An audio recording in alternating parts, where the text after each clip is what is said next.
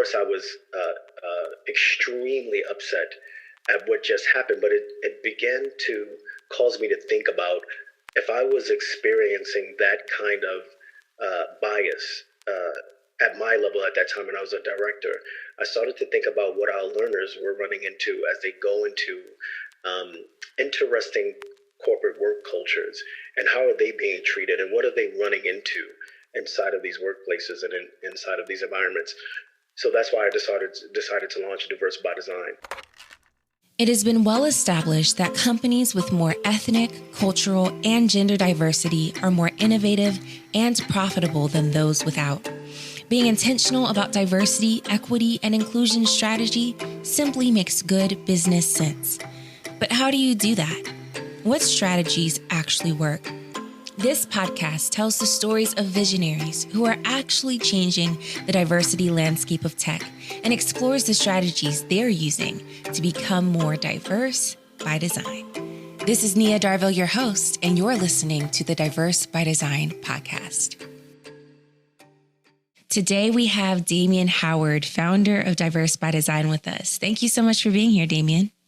Well, thank you, Nia. It's a pleasure to be here. Humbled to be here with you. Yeah, excited for this conversation. So first, tell us a little bit about your background. What's your story? Sure. I'll start where I am today. So I'm Damien Howard. I'm the Executive Vice President of Social Ventures. I'm responsible for launching and scaling revenue-generating enterprises within the firm. My story, though, is that I've been with the company for 21 years now. I started out as an administrative assistant, which was where I learned a lot of great lessons inside of that role, how to multitask, supporting multiple people, and tackling multiple challenges. I usually say that the beginning of my work at Per Scholas was just a continuum of my story, because before Per Scholas, we all have personal lives that we matriculate through, we mature as we go through this. So without, divulging all of the gory details, but very interesting stint in the street. I got arrested for a gun charge, and, my life was sort of spiraling. I had a lot of negative influences around me, and I was involved in some activities that just weren't appropriate. And long story short, when I came to Per Scholas, my president and CEO, Plenio Ayala, he made me realize that the only thing that anyone ever needs is an opportunity and the willpower to do better. And since I wanted to change, I wanted a stark change in my life. I wanted to go into another direction. When I landed at Per Scholas, Plenio has given me a number of opportunities in spite of my background, in spite of my failures, and in spite of everything that led up to me coming to Per Scholas. He still saw the talent that was in me and the potential, and provided the space for me to become an executive vice president with an enormous book of business. I have wonderful relationships across the globe now, all because someone took a chance on me, which is a major motivator for Diverse by Design for me. So that's who I am. Yeah, I think it's important to note in that story, and a lot of the stories we hear, Plenio gave you the opportunity, but he didn't give you your talent.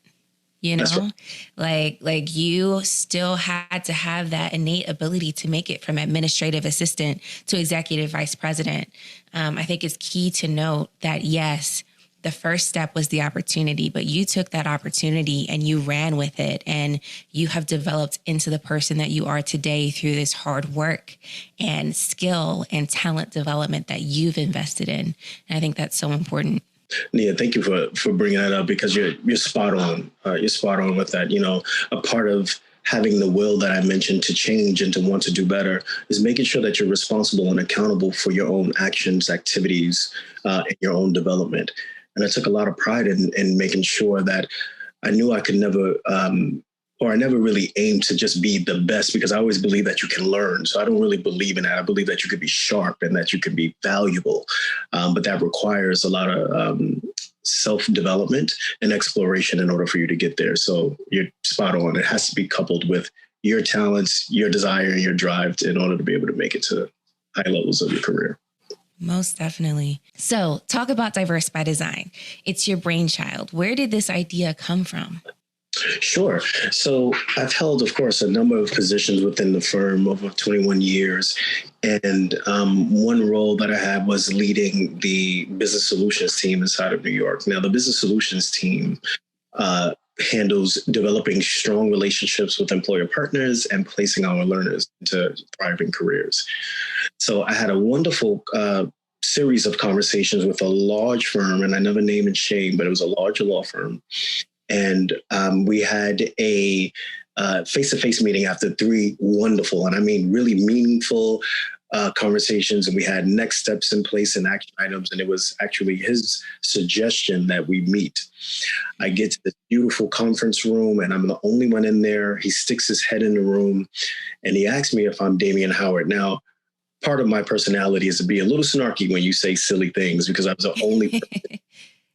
But I held myself because I am a professional. And I said, yeah, I'm Damien. And then he left that conference room, and then a little while later, sent his administrative assistant in to tell me, oh, well, he got tied up and he could no longer do the meeting. Of course, I was extremely upset at what just happened, but it began to cause me to think about if I was experiencing that kind of bias at my level at that time, when I was a director. I started to think about what our learners were running into as they go into interesting corporate work cultures, and how are they being treated, and what are they running into inside of these workplaces and inside of these environments. So that's why I decided to launch Diverse by Design. I realized that there was a gap in understanding humanity, as well as just tactical action items and tools that businesses could use in order to, one, demystify what DEI is really about, and understanding the person-to-person dynamic that's necessary in order for you to be successful in any working relationship. So I decided to launch Diverse by Design to have the right conversations with the right people so that we can see the right outcomes. And that's primarily where it came from. That's where it all was driven from. It was from a horrible experience that I had.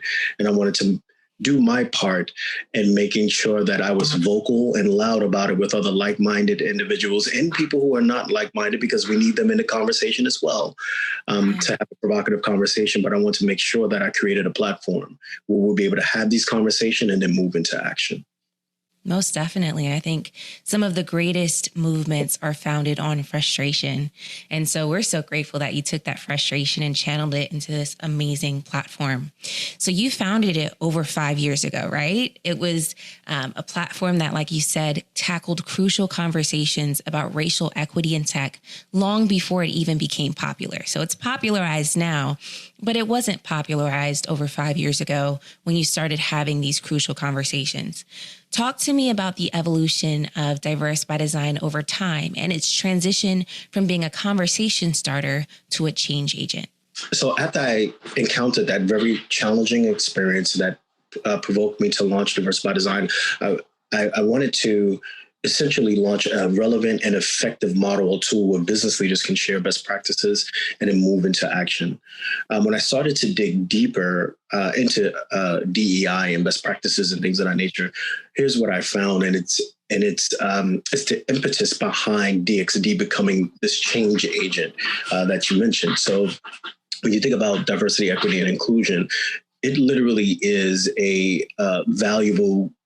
it's a tangible value creator for shareholders. For people who really buy into this and understand the principles behind it and the effectiveness of it, it's a tangible value creator.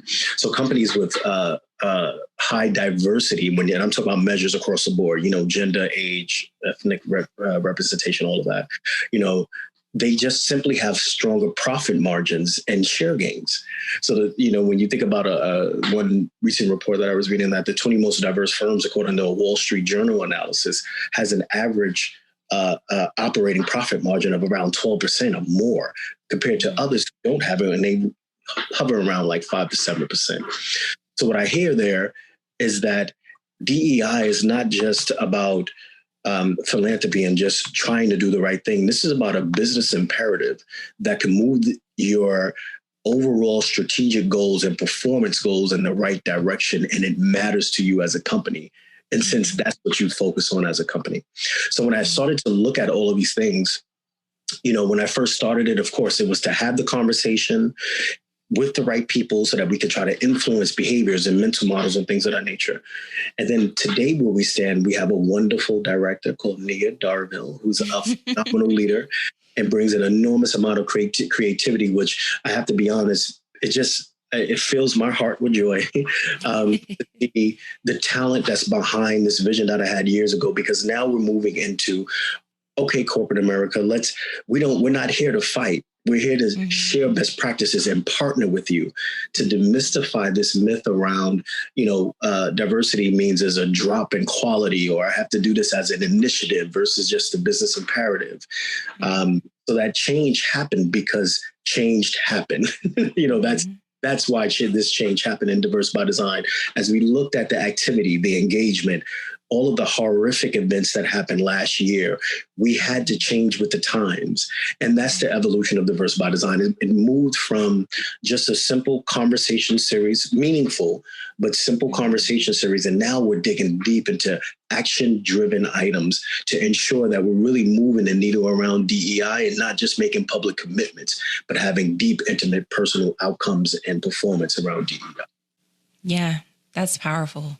That's powerful. In a recent interview you did with Forbes, you mentioned something that you said in that interview, and that's you should not be doing DEI work out of philanthropy or out of the goodness of your heart. As a business, you should be doing it simply because it makes good business sense.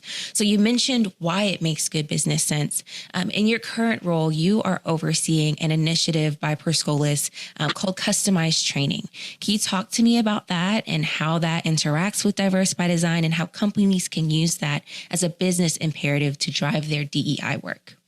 Of course. So when we think about customized training, there's a number of ways to think about it and a number of ways to engage with customized training. Because, again, when we thought about diversity, we don't want to make this into a conversation where we can get pigeonholed in solutions. What we want to do is create valuable solutions that companies can easily latch onto in order to move the needle around DEI and, most of all, improve their overall business outcomes.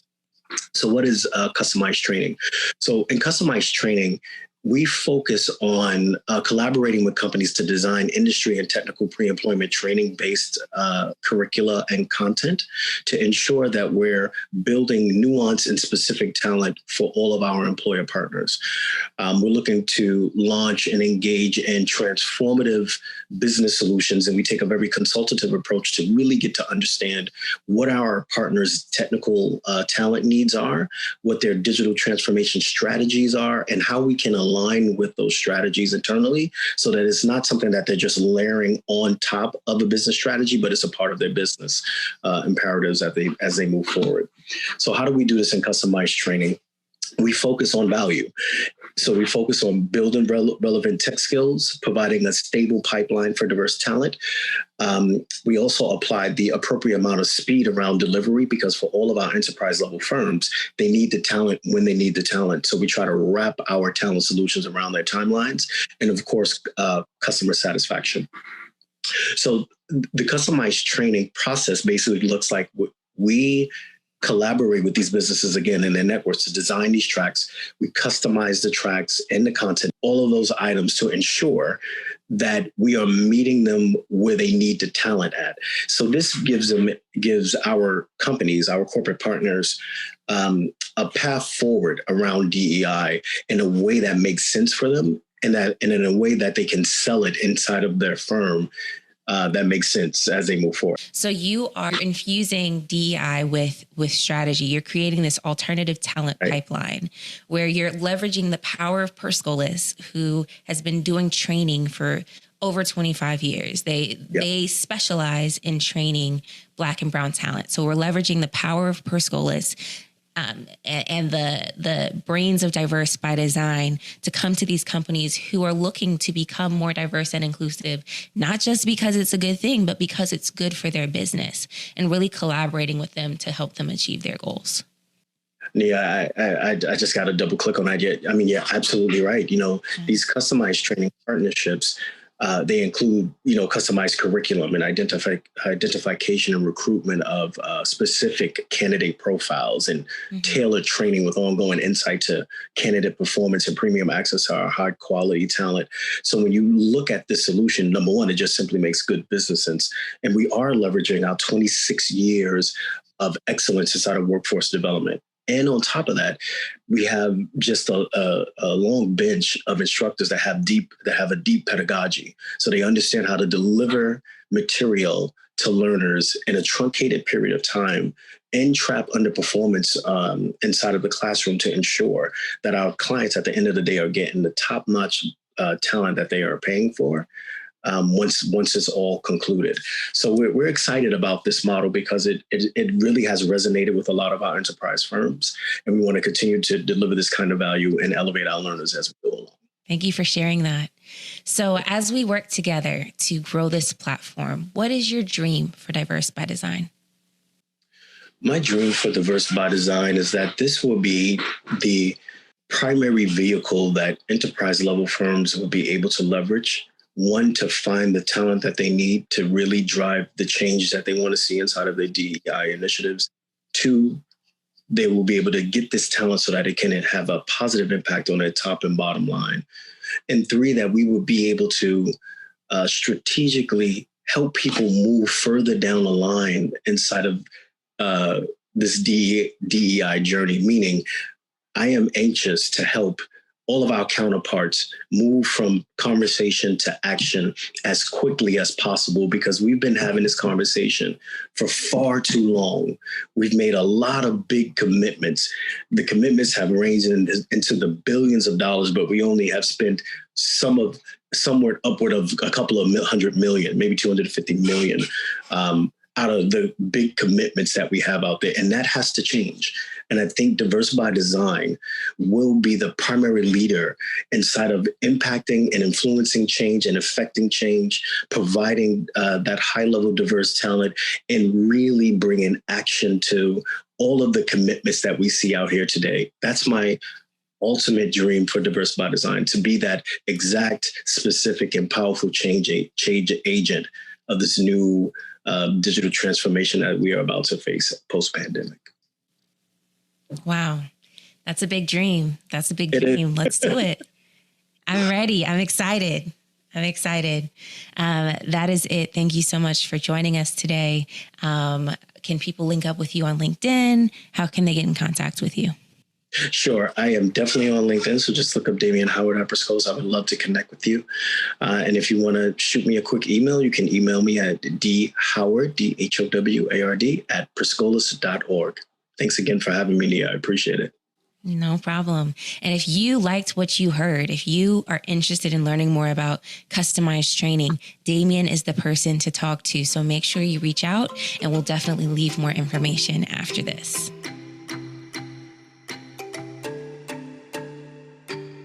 Thank you for tuning in to my conversation with Damien Howard, founder of Diverse by Design and Executive Vice President of Social Ventures at Per Scholas. We had an amazing conversation about how he turned his frustration into action by founding the Diverse by Design platform. If you're interested in connecting with him, you can find him on LinkedIn at Damien Howard or email at dhoward@perscholas.org. Diverse by Design is powered by Per Scholas and the IT Senior Management Forum. To learn more about how we can help your organization become more diverse by design, visit our website at diversebydesign.org. Before we let you go, we want to thank our sponsors, Tech Systems, JP Morgan Chase, Google, Chubb, and Comcast NBC Universal for their support.